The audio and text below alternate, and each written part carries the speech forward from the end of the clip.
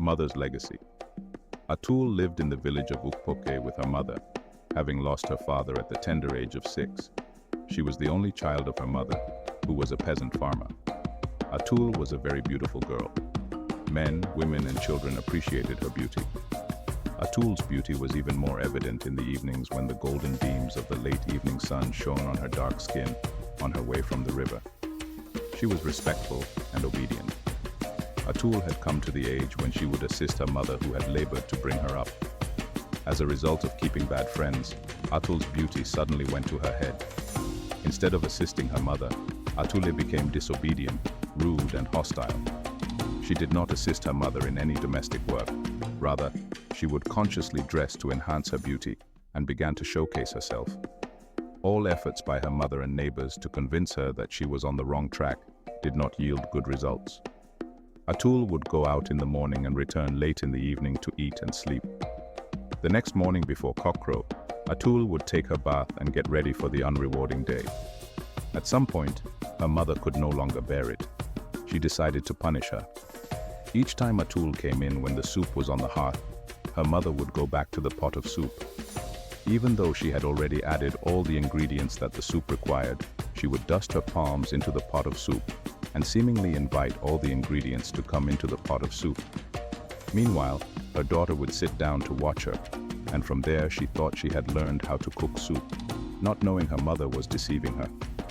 One day, as fate would have it, Atule's mother died. She had no option than to go and stay with her mother's relatives. While she was there, she continued with her lifestyle. Her mother's relatives could not tolerate her, just like her mother. For that reason, Atule left for Jagba Jogbo with her new suitor. In the tradition of Jagba Jogbo, when a man married a new wife, the woman must cook soup for the family of her husband. The soup must be cooked with vegetable leaves. It was regarded as the simplest and cheapest to cook. Unfortunately, Atule could not cook the soup because she had not learned how to cook any soup. She did not know how to use any of the ingredients her husband's family gave her. Instead, she ate the smoked fish meant for the soup, while the pot with water meant for the soup was on the hearth. Each time, she would open the pot of boiling water and dust her palms into the pot and invite all the ingredients to come into it. She did it several times, but each time she opened the pot, there would be nothing inside. She tried and tried again, but nothing happened. But to her, that was how her mother did it in her time. She never knew her mother only deceived her, as she was not ready to cook but eat.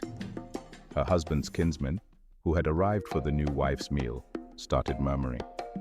Her sister-in-law decided to get closer and see what her brother's wife had been doing. Unfortunately, she had done nothing. The sister-in-law wanted to assist, but she could not because she was not happy with her. She quickly ran to her brother and told him what was happening. The mother rejected Atule because it was taboo to marry a wife who could not cook soup in their community. The family of her husband simply gathered and told her to go, and that, until she had learned to cook, she could not come back and be Atul's wife. Atul cried and wept because she was ashamed of her refusal to learn from her mother, and now she had nowhere to go and learn what she was supposed to have learned. However, she went back to her sister's house to learn what she was supposed to have known earlier. Don't forget to subscribe.